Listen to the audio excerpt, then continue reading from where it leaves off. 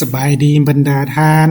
จะมาสืบต่อเผยแพร่บทอธิบายประมวลกฎหมายแพ่งซึ่งจะมาลงลึกในมาตรา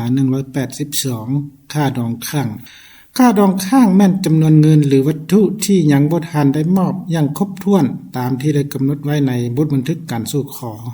ในกรณีที่มีการย่าห้างการไฟใส่ต้องรับผิดชอบจ่ายค่าดองข้างให้แก่ฝ่ายหญิงถ้าหากฝ่ายใส่เป็นผู้มีความผิดในกรณีที่ฝ่ายหญิงเป็นผู้มีความผิดค่าดองข้างนั่นก็จะตกไปตัวนี้ถือว่าเป็นเนื้อในของมาตรา182ที่ได้กำหนดเกี่ยวกับค่าดองข้างและต่อมาจุดประสงค์ของมาตรานี้ก็เพื่อกำหนดเกี่ยวกับการจัดการค่าดองที่ยังค้างอยู่ตัวนี้ถือว่าเป็นจุดประสงค์ของมาตรานี้และต่อมาตัวอย่างที่1ก็ฝ่ายใส่ได้ไปสู้ขอ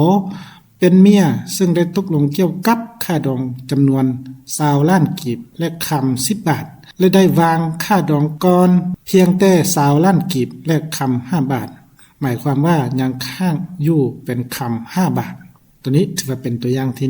1และต่อมาตัวอย่างที่2ก็ผัวมีความผิดขอเมียจึงได้ห้องขออย่าห้างกรณีนี้ต้องมอบค่าดองที่ยังค้างอยู่ให้ขอเป็นคำ5 บาทคือต้องได้มอบคืน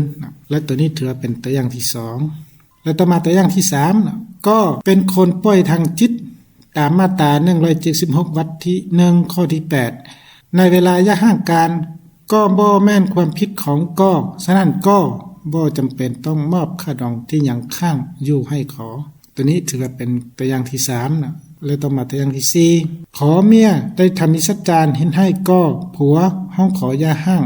กรณีนี้ก็บ่มีพันธะต้องมอบค่าดองที่ยังค้างอยู่นั้นให้ขอแล้ว